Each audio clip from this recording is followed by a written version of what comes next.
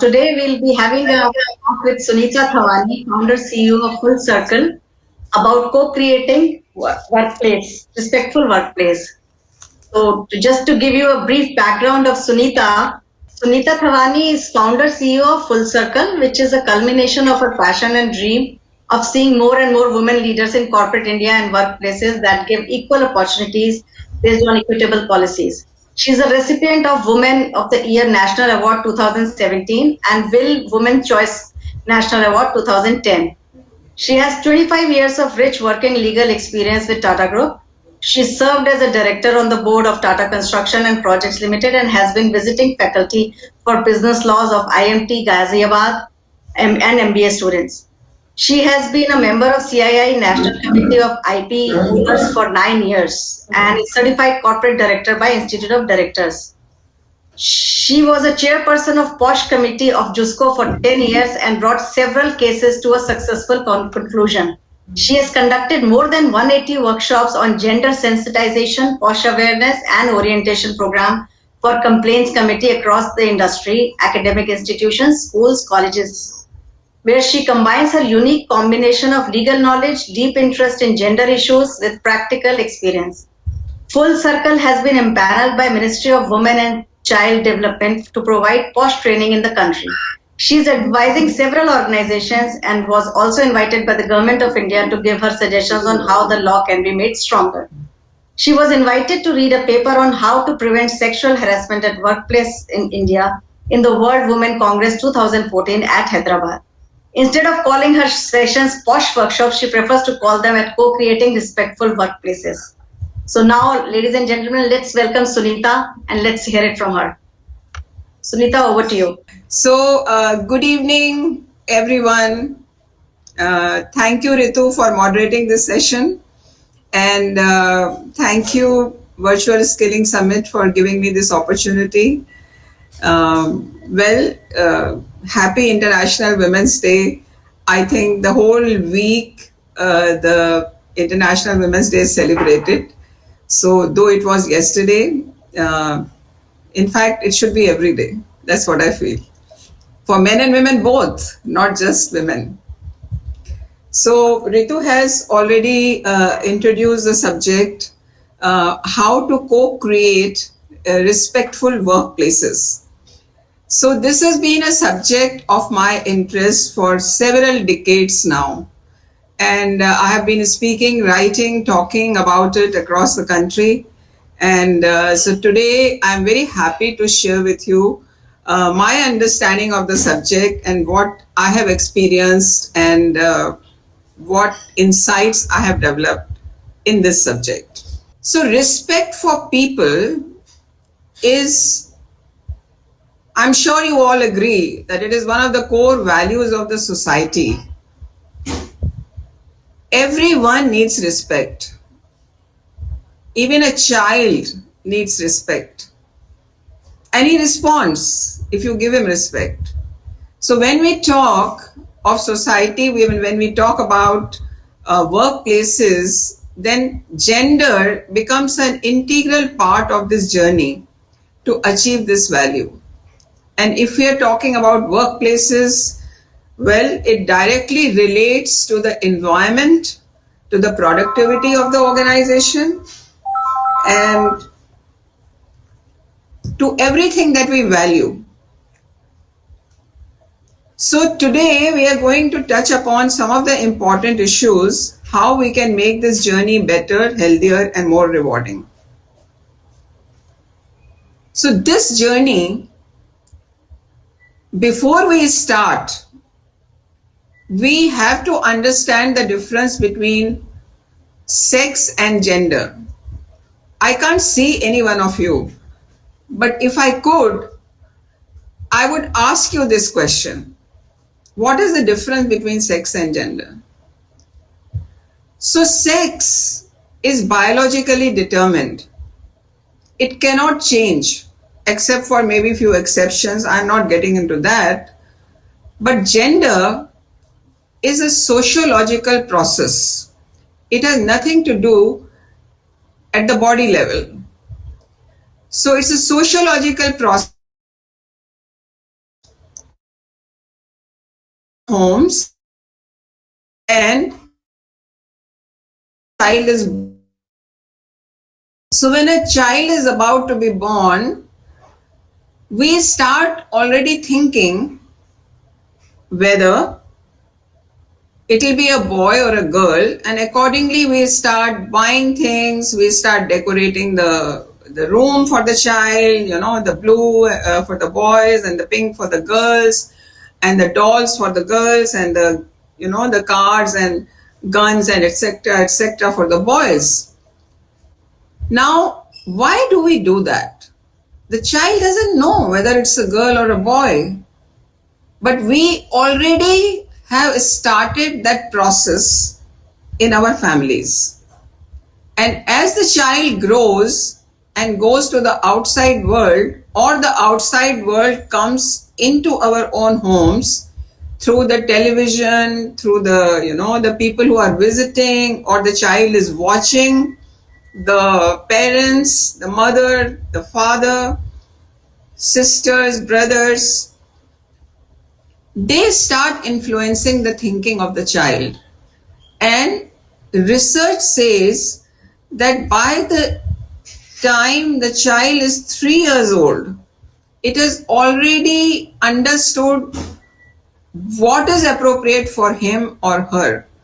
So therefore, the girls start thinking how to become the perfect lady, and the boys start thinking how to become a perfect man. And that is how we bring up our children. So then, we start attaching certain values to not to the sex, but to the gender. And gender, I mean the femininity or the masculinity. So with femininity, what do we actually attach? So the stones that I have shown in the center of the slide are these assumed beliefs. We keep on adding one belief after another, and that goes into our individual consciousness and also our collective consciousness. So what do we attach femininity with? So I was on the assumed beliefs that, we start adding one by one on our psyche. So what do we attach with femininity? That women are weak and delicate. So we have assumed that, and we have put it in our psyche. And the men are strong. So I will just go on breaking these myths also one by one by asking you questions. Are all men strong? Or are all women weak? I'm sure you will say no. But that is our assumption. Similarly, what do we attach femininity with? Women are dependent. Men are independent. Isn't it? With that, now this is a second belief. Now there are many such beliefs.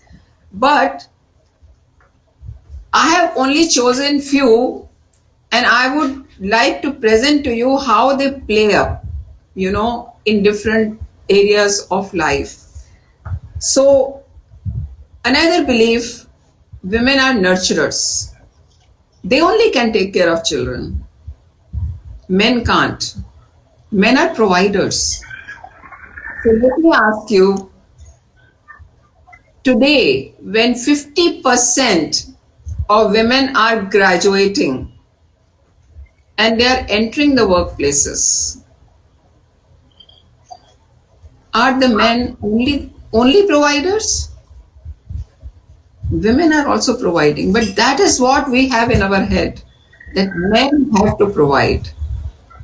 Now that's the belief which we attach to the man. Similarly, women are aggressive. which is not good for the workplace. Whereas men are assertive. It is just a belief. I have seen it in my corporate career. I have worked with Tatas, I think Ritu just must have mentioned, for 25 years. And sometimes I was labeled as assertive. I don't think that I was assertive. Sorry, aggressive. Aggressive, yeah. Aggressive. But this is a belief. As soon as like you start saying something in a confident way, in a very way that you want the others to listen to you, you become aggressive, right? So one more thing, that women are temporary employees. Oh, why should we hire women? She will get married, she will have kids, she will start a family, and she will leave. So my question to you is, today, in present times, what is the average time or tenure of anyone? 4 years, 5 years? Everybody is jumping jobs for better opportunities, isn't it?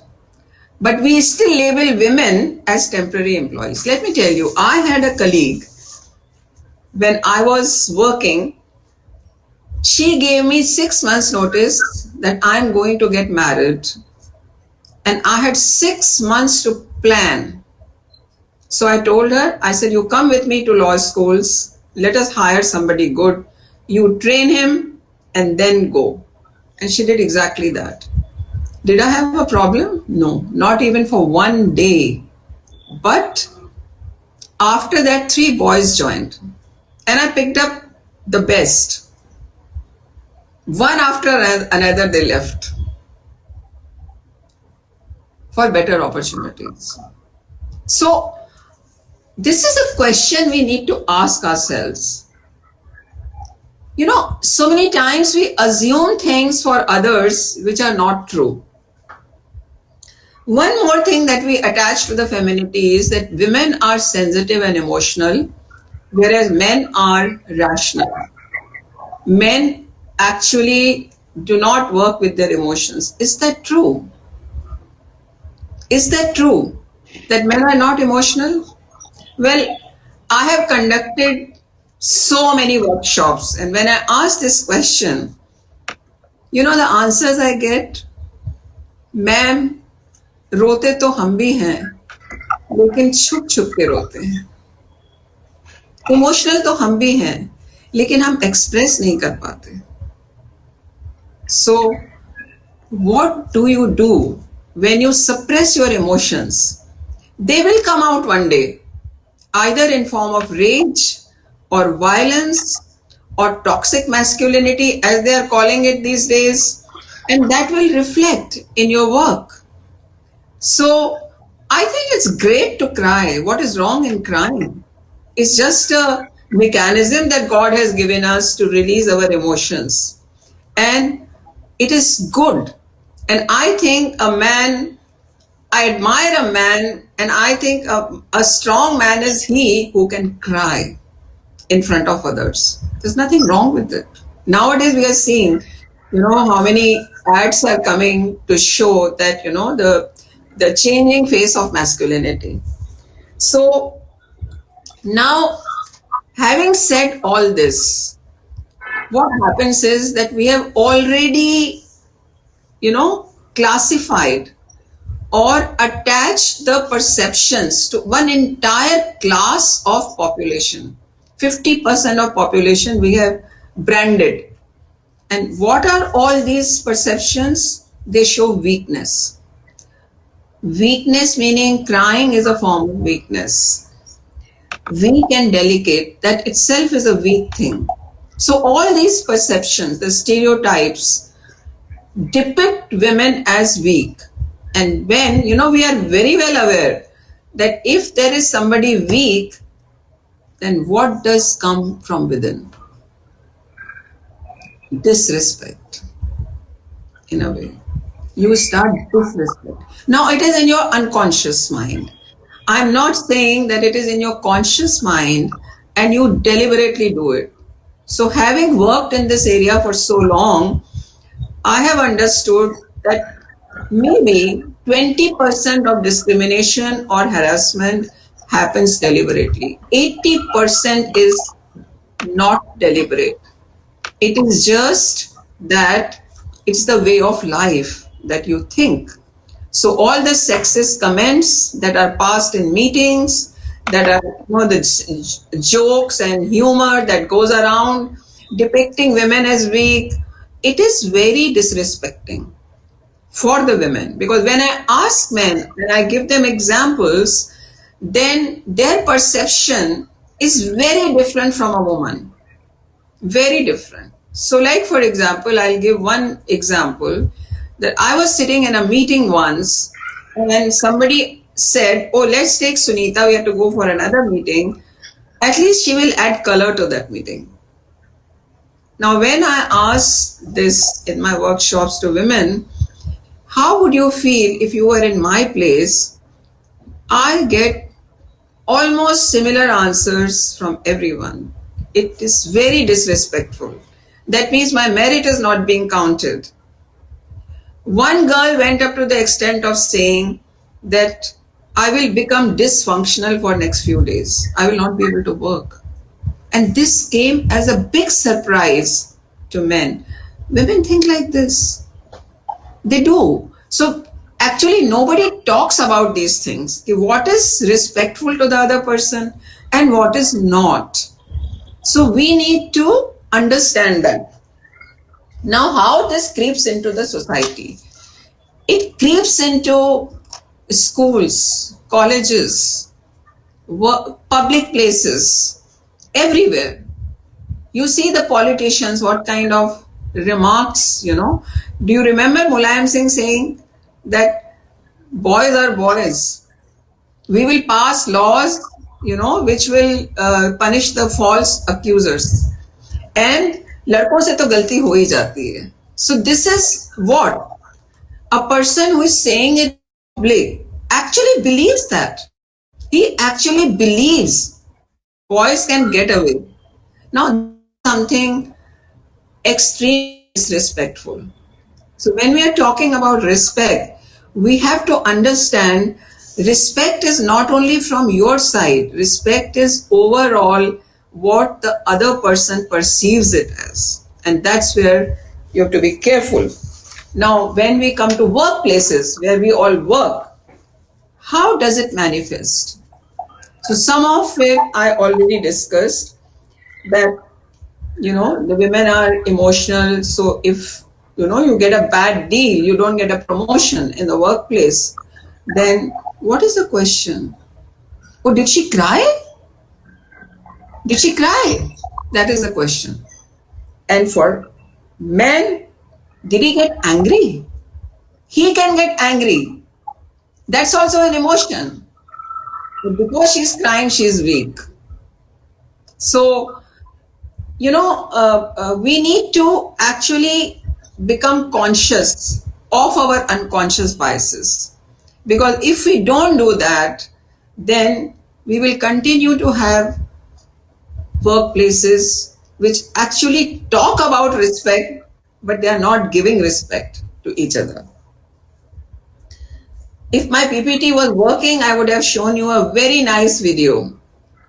And that video actually depicts that there is a promotion, this thing is going on, list is being discussed, and somebody is saying, "Oh, look, Kiran, is working well, but her boss and her boss and Kiran are all the time seen together."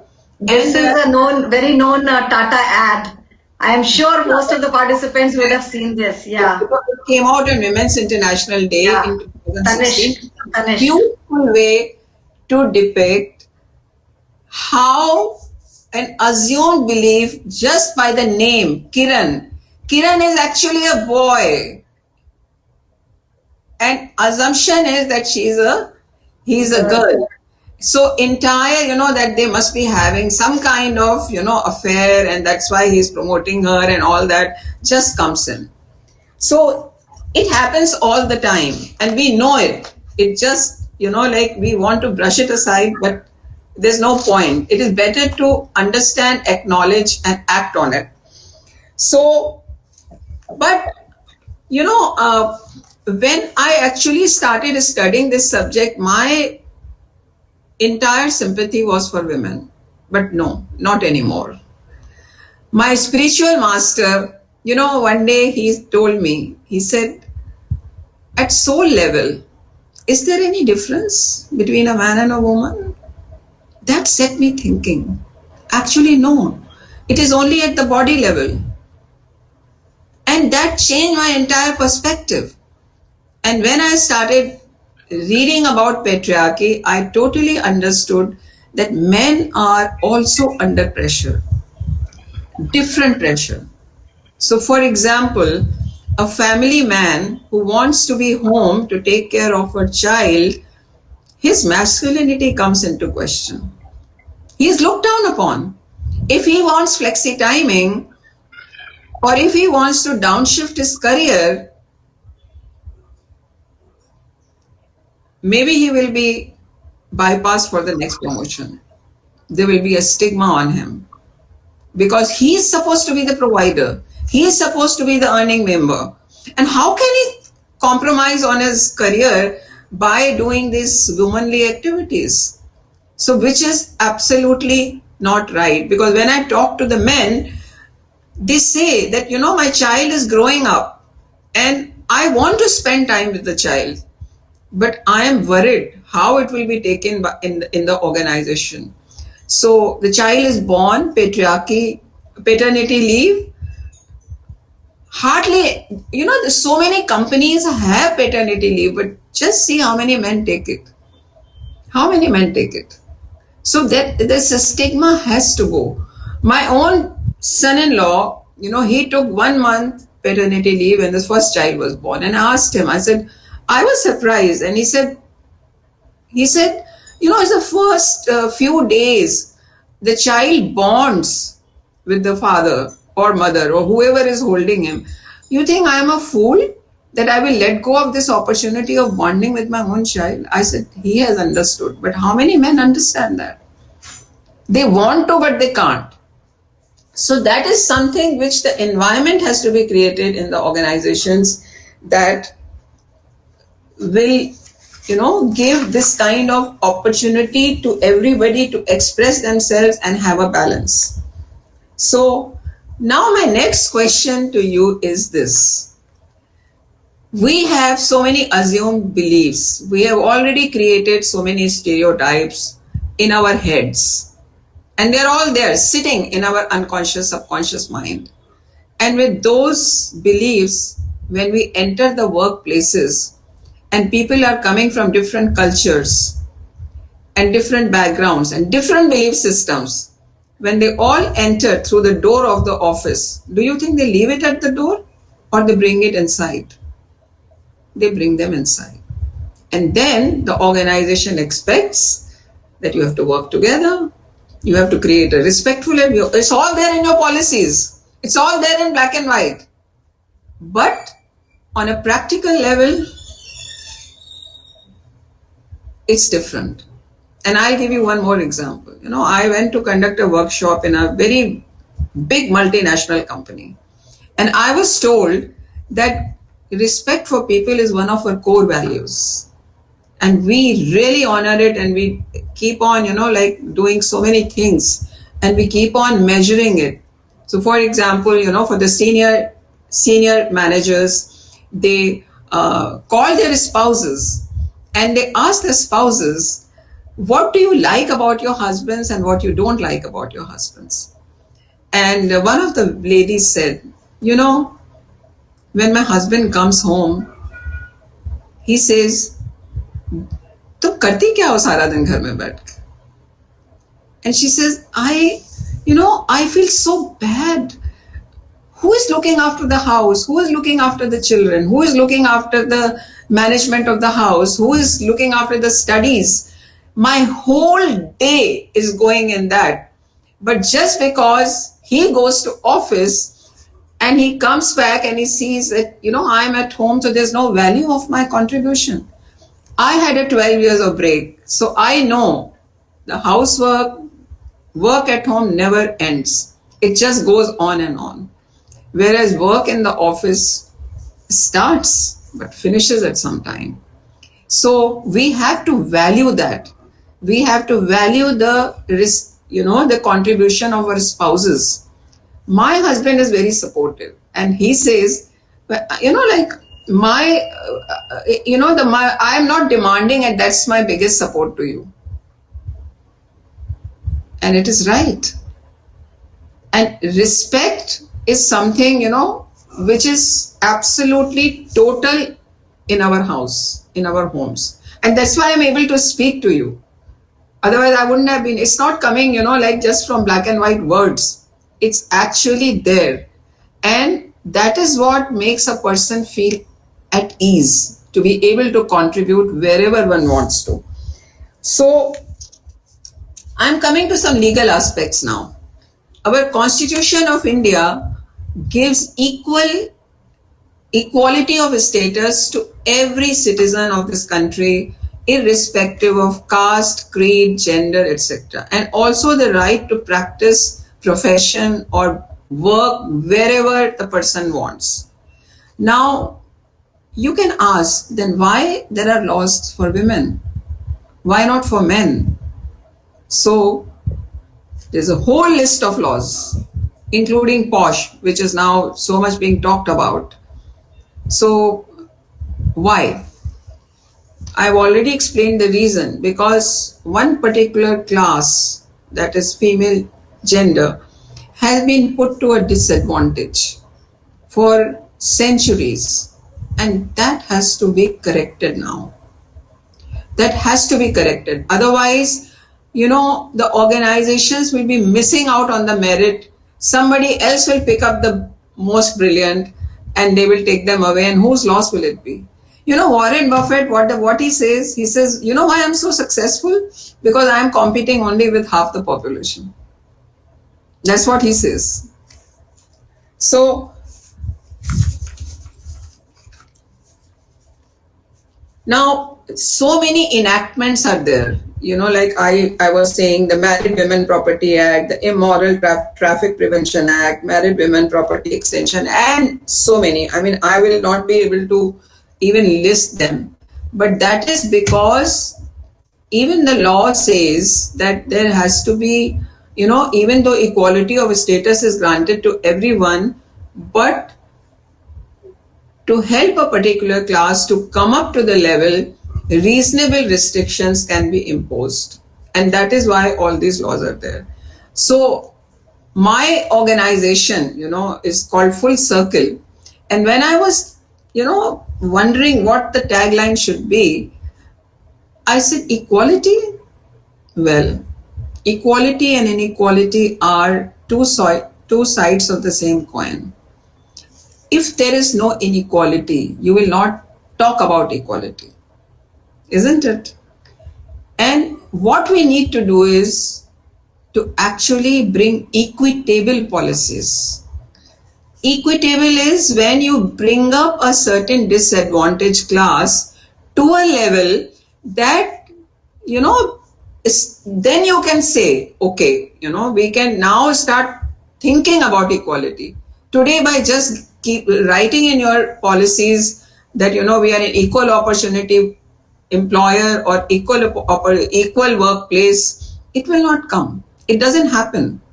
So bring equitable policies, not only for women, also for, there is an age discrimination, there is a LGBT discrimination, there is a discrimination for caste, and it's all unconscious. It keeps on playing in our minds. So we need to actually practice, not just put it in our policies.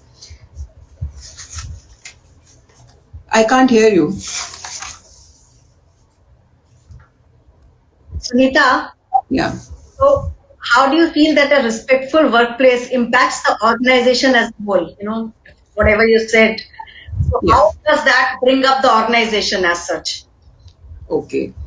So, it has a huge impact. Huge impact. So, what happens is the person who is discriminated,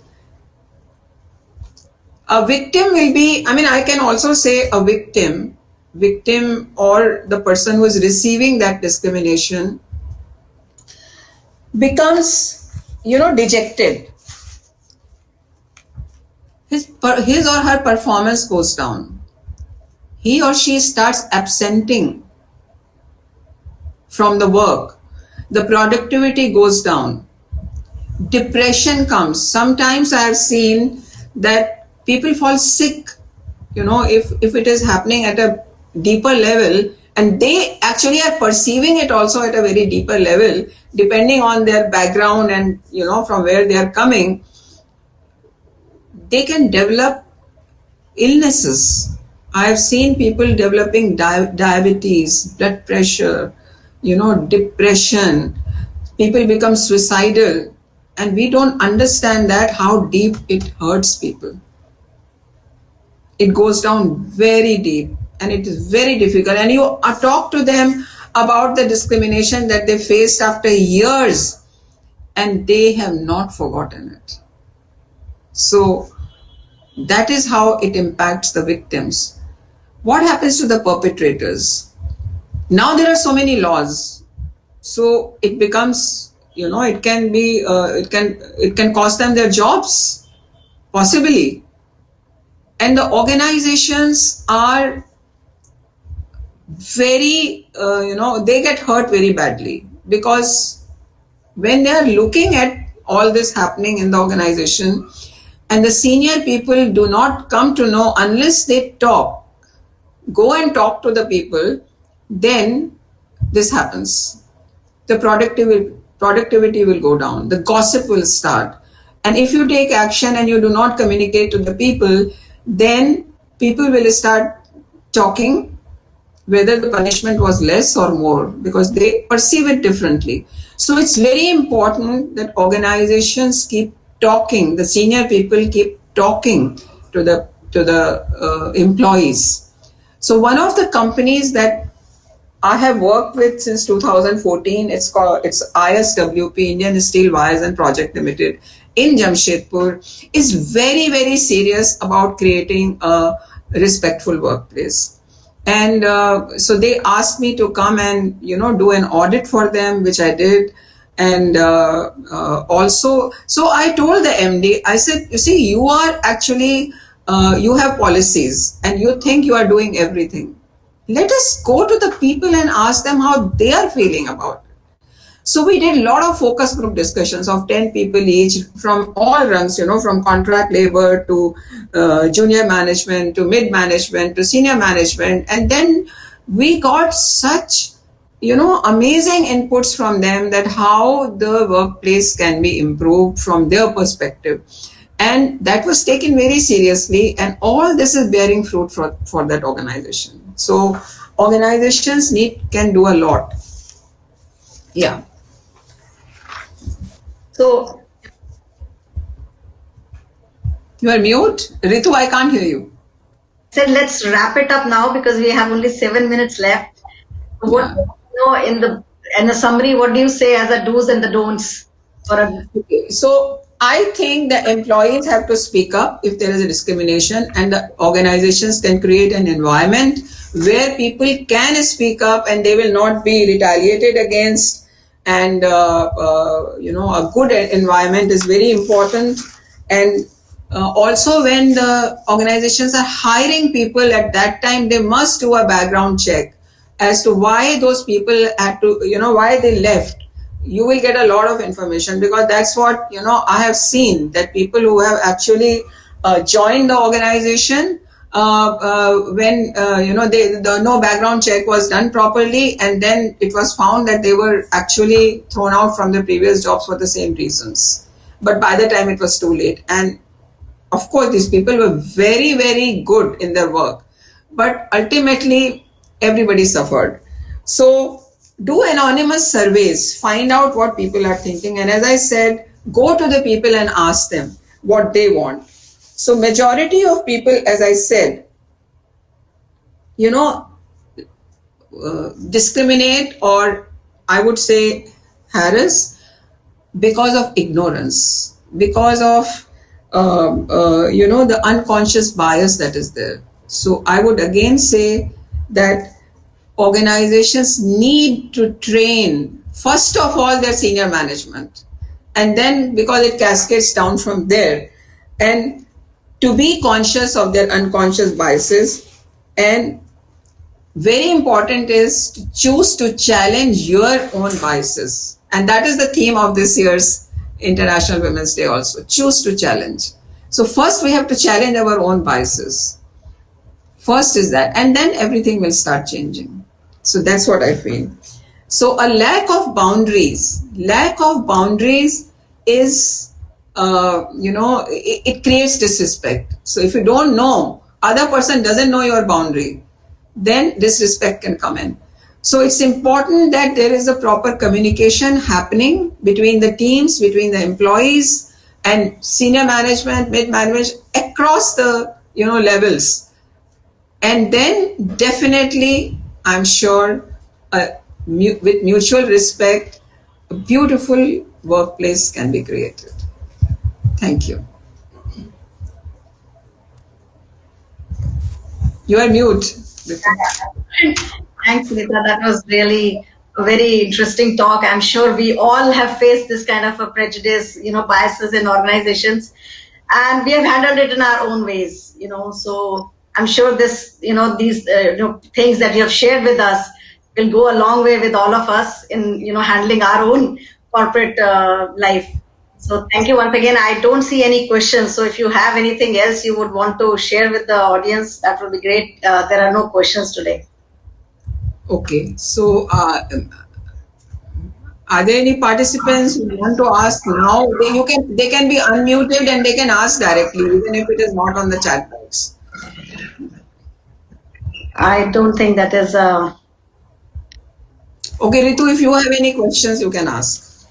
I have been listening, and I have listened to you so many times on this subject. It's been, I think, again, it's a very long journey that we all have to go through. I mean, I agree. Whatever you've said is like a, perfect role model, organization where you have, people who can voice their issues and, come up and discuss it, seniors guiding the, juniors, and open environment. But given all that, currently we do not have such an environment in most of the organizations. So it is a long journey, but yes, we have to choose to challenge and keep challenging it, till we reach that point where we have, an open environment and we respect each other, respect gender, respect, co-workers. And there is no male and female. It's all, the complete team is same for everybody. So that, because I was totally in agreement with you, because I was labeled as an aggressive woman in my organization. And can I just interject here? You see, the respect that we are talking about is also, I heard I was attending a webinar, and there was a principal of a school, and something she said is got imprinted in my mind. She said, I've been given power, but many times I feel I'm powerless. Yes. Because that respect, which should come, is something which has to be inculcated from childhood. Yes. And my one take that is there on the entire issue is, which I keep saying in all forum, everywhere, that gender sensitization should become mandatory. Yes.